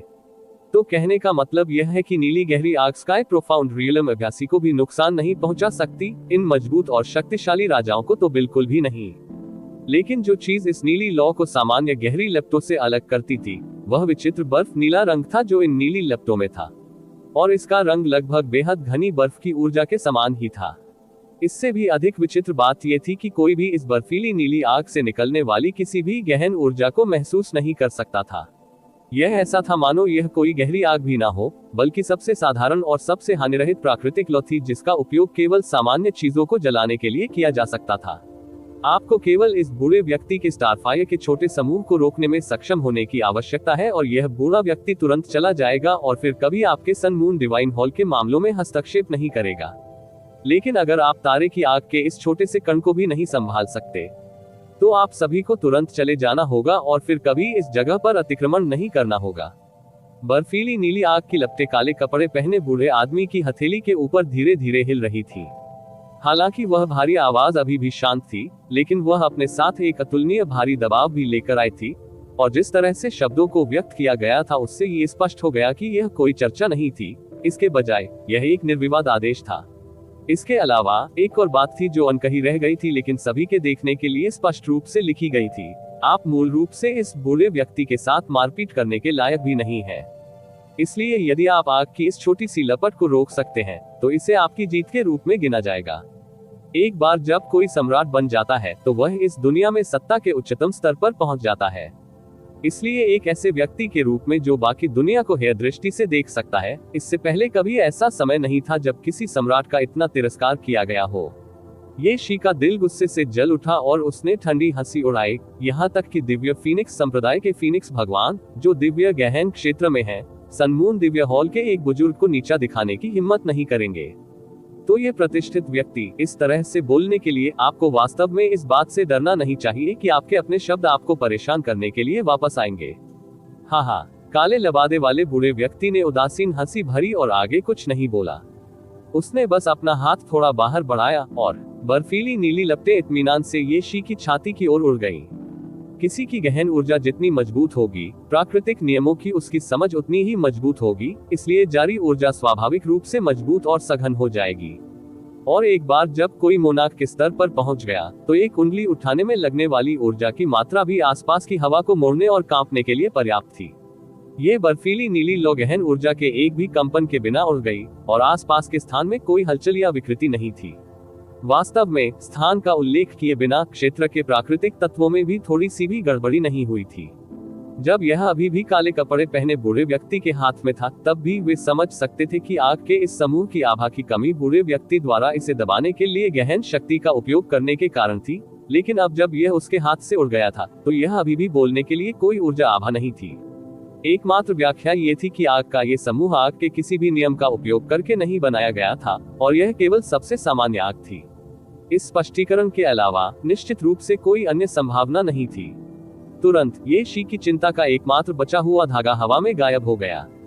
इस समय वह पूरी तरह से सत्यापित कर सकता था कि काले कपड़े पहने बूढ़ा आदमी जो कहीं से भी प्रकट हुआ था, केवल झांसा दे रहा था, और वह बेतुकी मजबूत आभा निश्चित रूप से दूसरों को डराने के लिए किसी विशेष विधि द्वारा कृत्रिम रूप से बनाया गया था। ये सही है। इस दुनिया में दिव्य फीनिक्स संप्रदाय के फीनिक्स भगवान के अलावा कोई अन्य व्यक्ति मौजूद नहीं था जो संत सम्राट, समुद्र के शासक, स्वर्गीय सम्राट या तलवार मास्टर को हरा सके। ये सोचना कि वे लगभग इतने डर गए थे कि वे पीछे हटने जा रहे थे। ये शी की अभिव्यक्ति तुरंत गहरी हो गई और उसने ठंडी हंसी उड़ाई। उसने अपनी गहन ऊर्जा को प्रसारित करने की भी जहमत नहीं उठाई और बस बर्फीली नीली लपटों के आने वाले समूह की ओर एक हथेली भेज दी। जब उसका हाथ आग के संपर्क में आया तो उसे तनिक भी गर्मी का एहसास नहीं हुआ। वह आग एक भी निशान छोड़े बिना उसकी दृष्टि से पूरी तरह गायब हो गई। हा, ये शी बेतहाशा हंसने लगी, और यहाँ मैं सोच रही थी कि यह कोई महान व्यक्ति है जो अज्ञात हिस्सों से आया है, लेकिन ऐसा लगता है कि यह केवल एक पागल जोकर था जिसने हमें धोखा देने के लिए धुएं और दर्पणों का उपयोग करने की कोशिश की थी। हा, ये बहुत ही हास्यास्पद है। जैसे ही उसने हंसना जारी रखा, वह ये जिंगान की ओर मुड़ गया। युवा मास्टर, 9वें बुजुर्ग, ऐसा लगता है कि आज हम। जब वह इतना बोल चुका तो उसकी आवाज अचानक रुक गई। ऐसा इसलिए था क्योंकि उन्हें पता चला था कि ये जिंगहान, ये गुयन, ये जुआनयुन और ये शुरान सभी ऐसे दिखते थे जैसे वे किसी बेहद भयानक चीज को देख रहे हों, क्योंकि उनकी आंखें अपनी सबसे बड़ी सीमा तक खुल गई थी और उनकी पुतलियां पूरी तरह से फैल गई थी। जहां तक उनके पीछे के 15 रक्षकों की बात है, उनके चेहरे अत्यंत भय से भरे हुए थे और उनके चेहरे की सभी मांसपेशियां और उनका पूरा शरीर बुरी तरह कांप रहा था। और जैसे जैसे वह कंपन और अधिक तीव्र होता गया, उन्होंने अपना मुंह खोला मानो वे कुछ कहना चाहते थे, लेकिन अत्यधिक आतंक के कारण वे अपनी बात कह नहीं पा रहे थे। पूरी दुनिया उस बिंदु पर पूरी तरह से स्थिर हो गई थी, और एक क्षणिक चुप्पी थी जो ये गुयन की हताश और कर्कश दहाड़ से टूटी थी। तुम्हारा हाथ। ये शी ने अनजाने में अपने हाथ की ओर देखा। एक पल में उसकी पुतलियां कई गुना चौड़ी हो गई थी, और उसके अत्यधिक सदमे और आतंक के कारण उसका चेहरा घातक रूप से सफेद हो गया था, क्योंकि जो हाथ उसने ऊपर उठाया था उस पर अब कोई हाथ नहीं जुड़ा था। उसका दाहिना हाथ गायब हो गया था, और बर्फीली नीली लपटों का ये समूह उस हाथ पर चुपचाप जलता रहा जिसने अपना एक हाथ खो दिया था।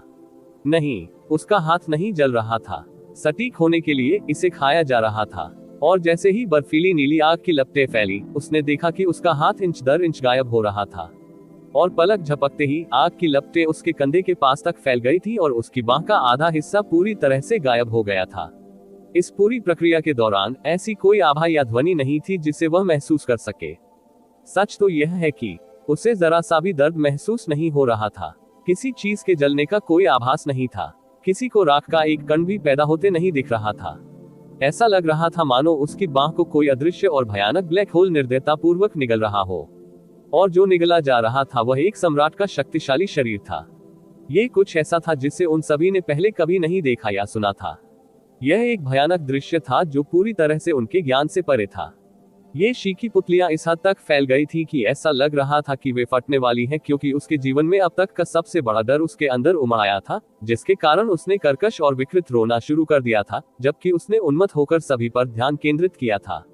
उसकी गहन ऊर्जा उसकी दाहिनी भुजा की ओर थी, क्योंकि वह उस भयानक आग को दबाने के लिए हर तरह की कोशिश कर रहा था। लेकिन जैसे ही उसकी गहन ऊर्जा बर्फीली नीली लौ के संपर्क में आई, ऐसा लगा कि वह पूरी तरह से निगल गई और एक पल में गायब हो गई। नीली लपटें जरा सा भी प्रभावित नहीं हुई, बहुत कम दबी हुई थी, क्योंकि यह अभी भी धीरे धीरे ये शी के कंधे की ओर बढ़ती जा रही थी। कोई दर्द नहीं था, दर्द का थोड़ा सा भी संकेत नहीं था, लेकिन जैसे ही उसने अपने शरीर को धीरे धीरे गायब होते देखा, ये शी को एक डर का अनुभव हुआ जो नरक में गिरने से भी कई गुना बदतर था। उसका पूरा शरीर कांप गया, क्योंकि उसके मुंह से तीखी चीखें गूंज रही थी, जबकि अत्यधिक भय के कारण उसकी आंखें व्यावहारिक रूप से उसकी आंखों से बाहर निकल आई थी और उसके माथे पर नीली नसों का जाल बिखरा हुआ देखा जा सकता था। लेकिन इससे कोई फर्क नहीं पड़ता कि वह कितना चिल्लाया और संघर्ष किया। सुंदर क्रिस्टलीय आग की लपटों का वह समूह समथायक राक्षस से भी अधिक डरावना चुपचाप जलता रहा। बचाओ, मुझे बचाओ, शिंग। ये शूरन ने अपनी स्थानिक अंगूठी से एक गहरी बैंगनी लंबी तलवार निकाली, और जैसे ही उसका शरीर धुंधला हो गया, बैंगनी तलवार ने हवा के माध्यम से एक चाप बनाया और ये शी की दाहिनी बाह पर वार किया, जिससे संक्रमित हाथ के अवशेष बुरी तरह कट गए उस बर्फीली नीली आग से। लेकिन इससे पहले कि सन मून डिवाइन हॉल के सदस्य राहत की सांस ले पाते, उन्हें ये पता चला कि भले ही ये शी का कटा हुआ हाथ पूरी तरह से गायब हो गया था, लेकिन बर्फीली नीली लपटें अभी भी बची हुई थी, और वह बिना नष्ट हुए हवा में ही लटकी हुई थी जब तक ये कई छोटे समूहों में विभाजित नहीं हो गया, जो सभी ये शी के शरीर पर गिर गए। पलक झपकते ही ये शी की शेष बाह, उसके पैर, उसकी छाती और उसके पेट पर कई छेद दिखाई दिए, और जैसे जैसे अंगारे तेजी से फैलते गए और बड़े होते गए, वे ये शी के शरीर पर सिमटते गए और कम होने लगे। शून्यता। ये शी की सदमे और आतंक की चीखें और अधिक तीव्र हो गई, क्योंकि उसका पूरा शरीर ऐंठन और विकृत होने लगा। उसका बायां हाथ बेतहाशा फड़फड़ा रहा था, मानो वह अपने ही शरीर को फाड़ने की कोशिश कर रहा हो। लेकिन जैसे ही उसका बायां हाथ बर्फीली नीली आग की लपटों को छू गया, वह भी सिकुड़कर शून्य में तब्दील होने लगा। उनके उन्मत्त संघर्षों के कारण बर्फीली नीली लपटें उनके पूरे शरीर में और भी तेजी से फैल गईं, क्योंकि इससे इस शक्तिशाली सम्राट का शरीर छिद्रों से ढक गया था। सन मून डिवाइन हॉल का सबसे कमजोर सदस्य जो मौजूद था वह अभी भी एक अधिपति था, और सबसे मजबूत एक सम्राट था जो लगभग संप्रभु गहन दायरे के अंतिम चरण में पहुंच गया था। लेकिन उनमें से हर एक के चेहरे पर गहरे सदमे और आतंक के भाव थे। फ्रोजन क्लाउड की महिलाओं के सुंदर चेहरे भी सदमे से पीले पड़ गए थे, क्योंकि वे एक ऐसी घटना देख रहे थे जो इतनी भयानक थी कि उसकी कल्पना भी नहीं की जा सकती थी। और इस समय ये गायन जल्दी से ये शूरान की ओर मुड़ी और चिल्लाई, शूरान अपनी तलवार फेंक दो। ये शूरन ने अनजाने में अपना सिर झुकाने से पहले उसे एक खाली घूरकर देखा, और वह तुरंत इस हद तक भयभीत हो गया कि उसकी आत्मा ने लगभग उसका शरीर छोड़ दिया। उसके हाथ में मौजूद बैंगनी तलवार, जिसका इस्तेमाल उसने येशी की बांह को काटने के लिए किया था, दूषित हो गई थी उन बर्फीली नीली लपटों में से कुछ। और भले ही ये केवल एक छोटी मात्रा थी, इसने पहले ही तलवार की पूरी नोक को गायब कर दिया था, क्योंकि यह तेजी से नीचे की ओर फैलने लगी थी। ये शूरान के हाथ कांपने लगे क्योंकि उसकी आत्मा उसके शरीर से बाहर निकल गई। लेकिन उसने तुरंत तलवार नहीं फेंकी। ऐसा इसलिए था क्योंकि यह बैंगनी तलवार ये शूरान की प्रिय तलवार थी, क्योंकि यह 300 से अधिक वर्षों से उसके साथ थी, और आमतौर पर वह इसे अपने जीवन के समान मूल्यवान मानता था। लेकिन झिझक के इस क्षण में बर्फीली नीली लपटों ने पहले ही तलवार के अधिकांश भाग को अपनी चपेट में ले लिया था और उसके हाथ की ओर बढ़ गई थी। ये गायंग अचानक आगे बढ़ी और ये शूरन के हाथ पर जोरदार प्रहार किया। वह बिल्कुल भी पीछे नहीं हटा था और उसने ये शूरन का हाथ उखाड़ दिया था, क्योंकि बैंगनी तलवार काफी दूर तक उड़ गई थी। ये गायंग वहां रुकी और धीमी आवाज में चिल्लाई, क्या तुम मरना चाहती हो? ये शूरन का पूरा शरीर ठंडे पसीने से भर गया था। यदि उसका हाथ उस बर्फीली नीली लौ से पीड़ित हुआ होता तो निस्संदेह उसका भाग्य भी येशी जैसा ही होता। लंबे समय से बना डर खत्म होने के बाद उसने तुरंत उत्तर दिया, मैं मेरी जान बचाने के लिए 9वें बुजुर्ग को धन्यवाद देता हूँ। हालांकि इस समय येशी पहले से ही एक भी शब्द बोलने में असमर्थ हो गए थे। उसके शरीर का अधिकांश भाग गायब हो गया और जो बचा था उसे मनुष्य के रूप में पहचाना नहीं जा सका। वह भी उन बर्फीली नीली लपटों द्वारा तेजी से भस्म किया जा रहा था। वे अवशेष कभी कभी हिल जाते हैं, जिससे साबित होता है कि सन मून डिवाइन हॉल के बुजुर्ग, जिनके पास एक सम्राट की ताकत थी, उनके जीवन का एक निशान अभी भी बचा हुआ था, लेकिन बहुत जल्द, यहाँ तक कि जीवन के आखिरी अवशेष भी जल्द ही पूरी तरह से मिट गए और उनका पूरा शरीर अस्तित्व से पूरी तरह मिट चुका था। उसका एक भी निशान बाकी नहीं बचा था। जैसे ही उन्होंने उस स्थान को देखा जहां से येशी गायब हो गई थी, वहां मौजूद सभी लोगों के चेहरे स्तब्ध भय से भर गए। वे सभी वहीं जड़ होकर रह गए, मानो पत्थर बन गए हों।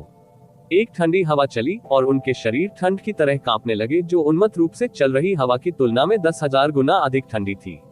उनके शरीर बहुत पहले ही ठंडे पसीने से भीग गए थे। सन मून यंग मास्टर और सन मून एल्डर्स, वे निस्संदेह सभी थे। इस धरती पर उनका अस्तित्व चरम पर है, लेकिन इस समय उनके दिलों में केवल डर मौजूद था। यहाँ तक कि उनका सदमा भी एक ऐसे डर के नीचे दब गया था जो बहुत भारी था। इस काले वस्त्रधारी बूढ़े व्यक्ति की आभा अद्वितीय रूप से मजबूत थी, इसलिए उन्होंने निष्कर्ष निकाला था कि उसके पास वास्तव में बेहद भयानक ताकत हो सकती है, लेकिन उन्होंने कभी नहीं सोचा था कि उसकी पहली चाल इतनी भयानक होगी। तारे की आग के इस छोटे से टुकड़े ने वास्तव में एक शक्तिशाली राजा को इस दुनिया से बिना किसी लड़ाई के गायब कर दिया था। जो दृश्य उन्होंने अभी देखा था वह भयानक से भी अधिक था। यह एक ऐसी शक्ति थी जिसका अस्तित्व ही नहीं होना चाहिए था नश्वर क्षेत्र में, कुछ ऐसा जो केवल मिथकों या किंवदंतियों के अंतर्गत होना चाहिए। ये लौ न केवल काले कपड़े पहने बूढ़े व्यक्ति द्वारा स्वतंत्र रूप से बनाई गई थी, बल्कि इसने गहन ऊर्जा का एक संकेत भी उत्पन्न नहीं किया था। आह, काले लबादे वाले बूढ़े ने हल्की आह भरी। मैं मूल रूप से केवल एक कड़ी चेतावनी देना चाहता था, लेकिन किसने सोचा होगा कि पवित्र भूमि का एक बुजुर्ग वास्तव में इस छोटी सी तारे की आग के कारण अपनी जान गंवा देगा। ये सोचना कि इस गहन आकाश महाद्वीप का गहन स्तर इस हद तक गिर गया है। काले लबादे वाला बूढ़ा आदमी निराश और निराश लग रहा था। उसके शब्दों से संकेत मिलता है कि वह केवल येशी को चेतावनी देने के लिए आग का इस्तेमाल करना चाहता था, लेकिन उसने येशी जैसे पवित्र भूमि के एक आलीशान बुजुर्ग की कभी उम्मीद नहीं की थी विरोध करने में सक्षम हुए बिना ही मर जाऊंगा। दूसरे शब्दों में जो कहा जा रहा था वह ये था, मैं जानता हूं कि आप सभी बहुत कमजोर हैं, लेकिन मैंने आपसे इतना कमजोर होने की उम्मीद नहीं की थी। चूंकि मैंने दूसरे को न मारने की अपनी प्रतिज्ञा तोड़ दी है, तो आप सभी भी यहाँ रह सकते हैं। काले वस्त्र पहने बूढ़े व्यक्ति ने अपना पीला सफेद हाथ बढ़ाते हुए एक और नरमाह भरी। उसकी हथेली के ऊपर समान बर्फीली नीली लपटों का एक और समूह जल गया, और बर्फीली नीली लपटों का ये समूह पिछले वाले से 2 गुना अधिक बड़ा था, और यह अभी भी पहले जैसा ही था। उसने इन लपटों को बिना कोई संकेत दिए आसानी से प्रज्वलित कर दिया था कि उसने अपनी गहन ऊर्जा प्रसारित कर दी है। यह ऐसा था मानो ये प्रक्रिया इस काले कपड़े पहने बूढ़े व्यक्ति के लिए बहुत सरल थी, और यह कुछ ऐसा था जिसे करने के लिए उसे ध्यान केंद्रित करने की भी आवश्यकता नहीं थी। बर्फीली नीली लपटों के उस समूह को देखकर शेष 3 दिव्य चंद्रमा बुजुर्गों के शरीर पर सभी बाल तुरंत खड़े हो गए, और ये जिंगान भी जल्दबाजी में कई कदम पीछे हट गया था, क्योंकि उसकी अभिव्यक्ति में अब उसके पिछले अहंकार और क्रूरता का कोई निशान नहीं था। जो कुछ बचा था वह केवल सदमा और भय का घातक पीला रंग था। देवताओं के विरुद्ध अध्याय 675 अव्यवस्था में भागो। आप ऑडियो बुक्स 108 देख रहे हैं। धोखेबाजों से सावधान रहें। अध्याय 675 अव्यवस्था में भागना। से वरिष्ठ कृपया प्रतीक्षा करें। ये गायन घबरा गई और ये झिंगान का रास्ता हम तुरंत छोड़ने के सीनियर के आदेश का पालन करेंगे और अब सीनियर को परेशान नहीं करेंगे। ये गुयन की अभिव्यक्ति और आंखों में पहले की स्थिरता और शांति खो गई, यहाँ तक कि उसकी आवाज भी कांप रही थी। उन्होंने काले कपड़े पहने बूढ़े व्यक्ति को प्रतिष्ठित व्यक्ति से वरिष्ठ के रूप में संबोधित करने के तरीके को भी बदल दिया।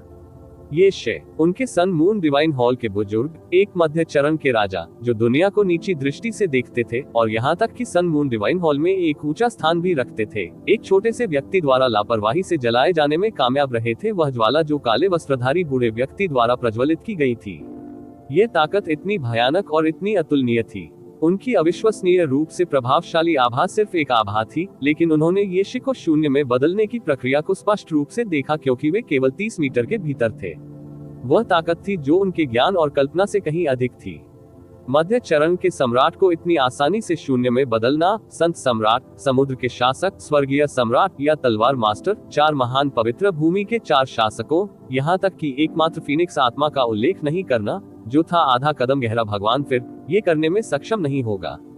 भले ही यह फीनिक्स स्पिरिट की ताकत से निकली फीनिक्स की लपटें थी जो अपनी पूरी ताकत से आकाश को ढक सकती थी, एक मध्य चरण का सम्राट अभी भी कुछ हद तक विरोध करने में सक्षम होगा। लेकिन इस काले लबादे वाले बूढ़े आदमी ने अपने हाथ के एक झटके से अपनी मुट्ठी के आकार की बर्फीली नीली लपटें जला ली। बर्फीली नीली लपटों के इस गोले का घनत्व और शक्ति इतनी मजबूत होनी चाहिए कि यह उस स्तर पर हो जिसकी वे कल्पना भी नहीं कर सकते। इसमें जो कानून शामिल है निश्चित रूप से उस सीमा से 1 या 2 से अधिक महान क्षेत्र थे जिन्हें वे समझ सकते थे। दरअसल इस दुनिया में एक ऐसा खौफनाक इंसान मौजूद है। अब इस पर विचार करते हुए उसने उन्हें अभी जाने देने का कारण सन मून डिवाइन हॉल के प्रति डर नहीं था, बल्कि यह स्पष्ट रूप से था क्योंकि वह उन पर हाथ रखने से भी घृणा करता था। काले लबादे वाले बूढ़े ने हल्के से ठहाका लगाया। उसकी हथेली में बर्फीली नीली आग की लपटें लहरा रही थी। मैंने तुम्हें अभी जाने दिया, लेकिन तुमने जानबूझकर मुझे उकसाया और हत्या न करने की मेरी 10,000 साल पुरानी प्रतिज्ञा को तोड़ दिया। अब आप जाना चाहते हैं। मैं तुम्हें इतनी आसानी से कैसे छोड़ सकता हूँ? काले लबादे वाले बूढ़े की आवाज अब पहले की तरह पानी की तरह शांत नहीं थी, लेकिन अब उसमें कुछ गुस्सा था और जाहिर है यह उसकी प्रतिज्ञा तोड़ने का गुस्सा था। उसके मुंह से निकली 10,000 वर्ष की प्रतिज्ञा ने उसकी उपस्थिति में मौजूद सभी लोगों को चौंका दिया। इस डरावने बूढ़े व्यक्ति का जीवन काल वास्तव में 10,000 वर्ष से अधिक था। 10,000 वर्ष की आयु के लिए इस बूढ़े व्यक्ति का क्षेत्र कितना डरावना था। बर्फीली नीली लपटों का वह गोला काले कपड़े पहने बूढ़े आदमी की हथेली के बीच में थोड़ा सा नाच रहा था, और उससे ये गुयंग और अन्य लोगों के दिल पसीज गए। ये शी के बुरी तरह मरने की छवि एक दुर्स्वप्न की तरह उनके दिमाग में फिर से उभर आए, और वे उसी दयनीय तरीके से मरने के कगार पर थे। वरिष्ठ, अपना गुस्सा शांत करो। ये गयिंग ने अपने हाथ पकड़ लिए, घुटने टेक दिए और विनम्र और घबराए हुए तरीके से कहा, चाहे हम कितने भी अति आत्मविश्वासी क्यों न हो, हम निश्चित रूप से वरिष्ठ मास्टर को अपमानित करने की हिम्मत नहीं करेंगे। अभी यह वास्तव में हमारे लिए ही था कि हम सन मून डिवाइन हॉल में वापस आकर स्पष्टीकरण दे सके। यही कारण है कि हमने अपनी ताकत की थोड़ी सी तुलना सीनियर से करने का सुझाव दिया। एल्डर येश की सीनियर के हाथों मृत्यु का कारण ये था कि वह पर्याप्त अच्छा नहीं था। इसका दोष सीनियर पर कतई नहीं डाला जा सकता।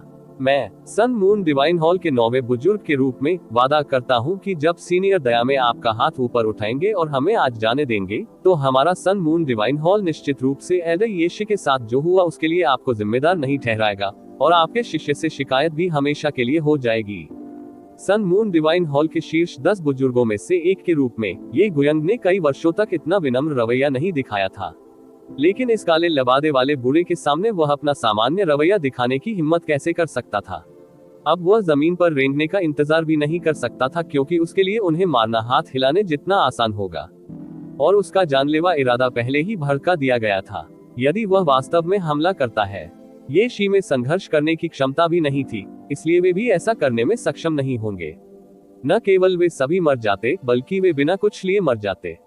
ये सबसे डरावना व्यक्ति था जिसका उन्होंने अपने पूरे जीवन में सामना किया था, और यह भी पहली बार था कि उन्हें किसी वास्तविक घातक खतरे का सामना करना पड़ा था। वे उतावले होने की हिम्मत कैसे कर सकते थे? भले ही वह सूर्य चंद्रमा के बुजुर्ग थे, सच्ची मौत की छाया के तहत वे केवल अपने पास मौजूद हर चीज के साथ अपने जीवन की भीख मांग सकते थे। अरे जवाबदेह नहीं, काले लबादे वाला बूढ़ा तिरस्कार पूर्वक धीरे से हंसा। आपको लगता है कि मैं सन मून डिवाइन हॉल द्वारा जवाबदेह ठहराए जाने से डरता हूँ? मेरी नजर में पवित्र भूमि इतनी ऊंची है कि वहां पहुंचा नहीं जा सकता। आपके सन मून डिवाइन हॉल को ध्वस्त करना मेरे हाथ हिलाने जितना ही सरल है। उनकी आवाज शांत थी, लेकिन इसने सभी के दिल और आत्मा को जबरदस्त झटका दिया। तुम्हारे सन मून डिवाइन हॉल को ध्वस्त करना मेरे हाथ हिलाने जितना आसान है, ऐसे अभिमानी शब्द इस दुनिया में और कौन कहने की हिम्मत करेगा? अगर उन्होंने आज से पहले ऐसा कुछ सुना होता, तो ये गुयंग और अन्य लोग निश्चित रूप से इसे दुनिया का सबसे बड़ा मजाक मानते, लेकिन इस समय उन्हें जो महसूस हुआ वह उपहास और अवमानना नहीं था, बल्कि गहरा सदमा और डर था।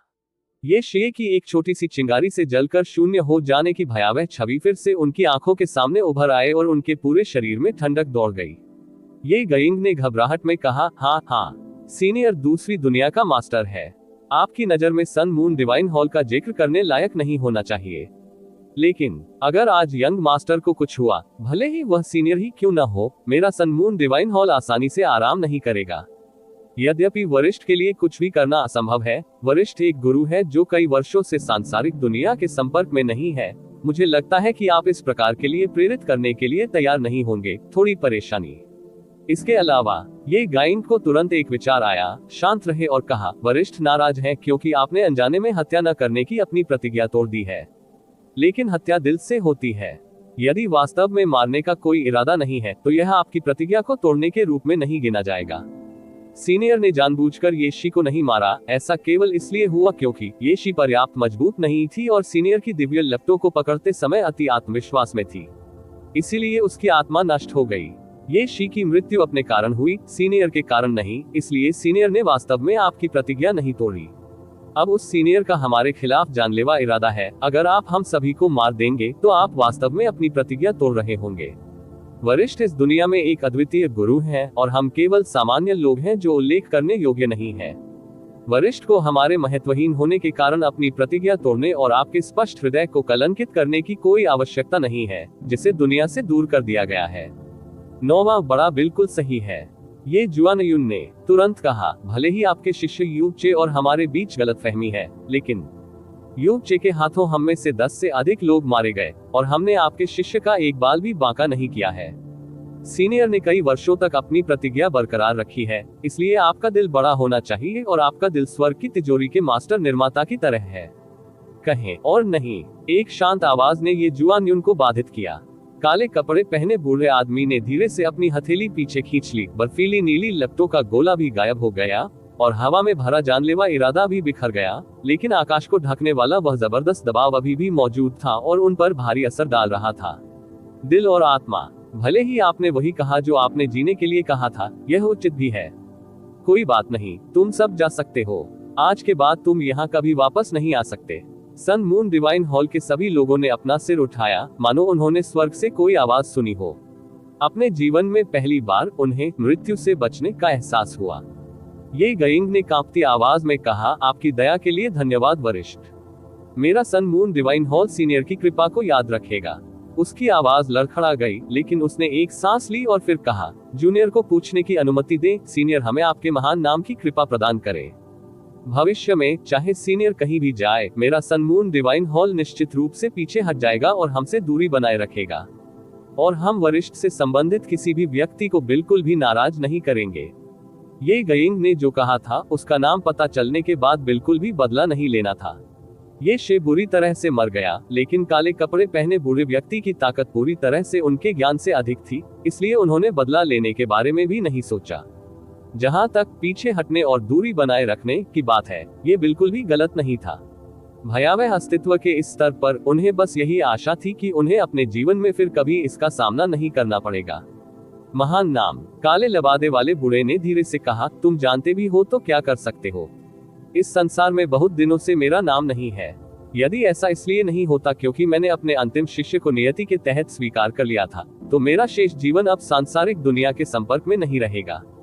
मेरा नाम ड्यूटियन है।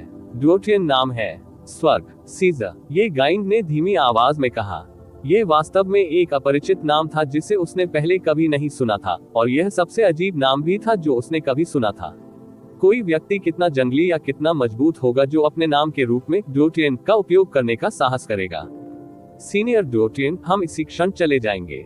यदि भविष्य में आपके पास समय हो तो मेरी इच्छा है कि आप आए और हमारे डिवाइन हॉल में अतिथि बने। हमारे पूरे दिव्य हॉल को आपका स्वागत करना चाहिए। जब वह बोल रहा था तो ये गाइंड के कदम पहले से ही तेजी से पीछे हटने लगे थे। वह तुरंत इस जगह से उड़ने का इंतजार नहीं कर सकता था।